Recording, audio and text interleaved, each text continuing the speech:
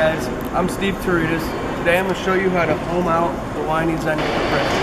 So what got you into this stuff, Steve? No, it was just kind of a long time coming. My family, my dad's in facility operations, maintenance contractor. My mom runs a real estate business. And growing up, I was just always wondering how stuff works, taking it apart, breaking it, put it back together. So you're close to graduating, right? Yeah, here in a little bit. Awesome. How do you like it so far? It's good. Good? How's the job prospects looking? They're good. Good? Cool. So you can show me some stuff on a compressor? Sure. So what you want to do is come to your compressor, make sure all the power is disconnected. Disconnect the power. You got to wear your safety glasses. Safety first. What I like to do is you can either label it with a pen or just take a picture of it. But take a picture of your wires so you remember where to put them. Smart. You don't want to put them on backwards. So disconnect your wires. You're going to need some tools.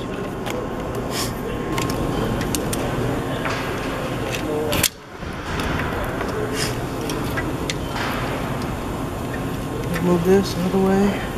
Like our little capacitor here. It's not cooperating. There we go.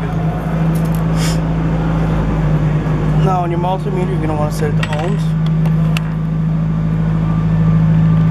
Now let's say we're starting here from this. You don't know which winding is what. You can't.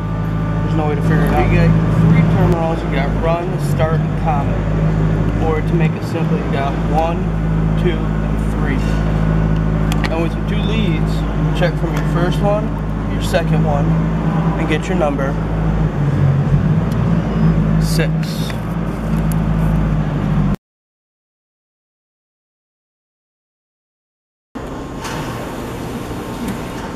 Now this simple process right here will save you the cost of a service call, maybe $100 by doing it yourself. So that'll tell you if you need a new refrigerator, freezer, pretty much any appliance that has a compressor.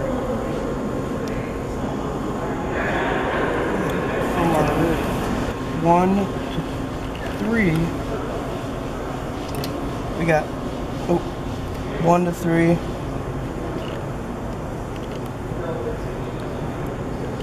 .7.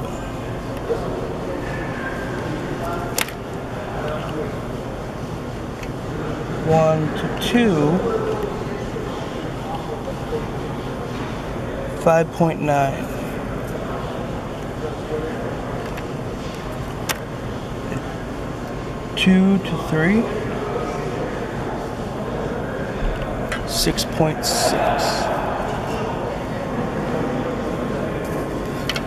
Now our highest number, that's going to be our total between our start and our run, which is going to be 6.6. Our second highest is going to be our run to common, and our lowest is going to be our common.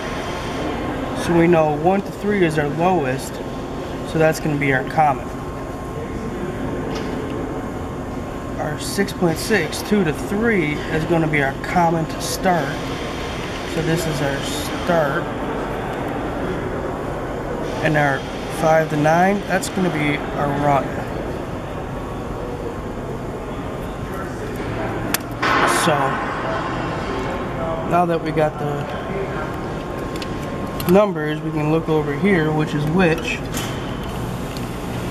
and you can see common is your number 1, start is number 2, and run is number 3. Now if you didn't have that, you'd have to go through this whole process to figure that out. Now based on these numbers, we can tell that our windings inside our molder, actually they kind of look like this.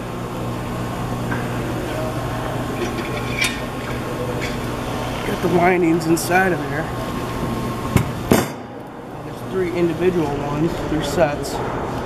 You can tell if it's shorted out, the wire's touching the body or whatever, it's fried. Now if you're doing this after the unit's been running for a little bit, you want to give it time to cool down. because it has a thermal protection switch in there that could be tripped while it's hot. So give it time to cool down sufficient to where you can touch it. Put your hand on it. I've heard that the biggest reason compressors are sent back to the manufacturers is misdiagnosis. Tested while it was hot, thermal protection was tripped, thus bad compressor. Now, you want to save yourself a few bucks, make sure it's cool when you do it. You don't need a unneeded compressor. This one here is different from that. This is actually a scroll compressor. These two parts go inside each other like this, and they spin like that, and that's how it compresses the refrigerant, and that comes out the top. So it comes in through here, and through that process, gets compressed back out there. High pressure vapor.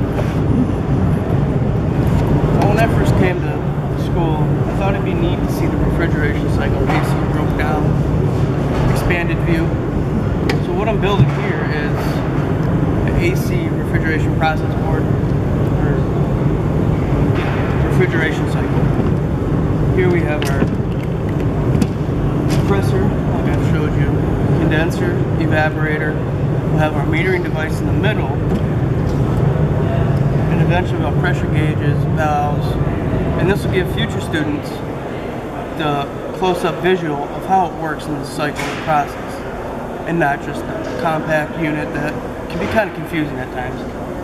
So with this, it's being built all out of salvage material too, which I think is pretty cool. I think these are cool. This big reciprocating compressor kind of reminds me of a small car engine. You got your pistons, your connecting rod, go on your crankshaft, which go in there and hooks up to a big electric motor. It just spins and compresses all that refrigerant, pushes it through, and cools a building. You could probably cool a hotel with that thing right there. Pretty cool. You know, being awarded a scholarship, I'd be able to pay off my student loans and debt quicker. I'd be able to save more money for tools, specialized tools, and measuring, testing equipment. Well, now that we know a little bit about me, compressors, I think I'm going to take it from here and go out into the broad world of HVAC. I'm not sure where yet, but hopefully I'll find my right place. I'm learning everything I can about everything I can. One thing you never want to be caught doing, sleeping on the job.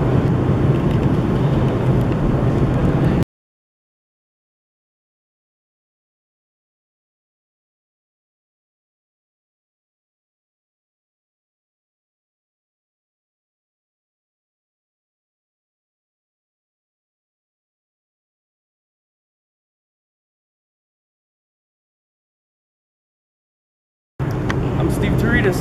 This is MIAT.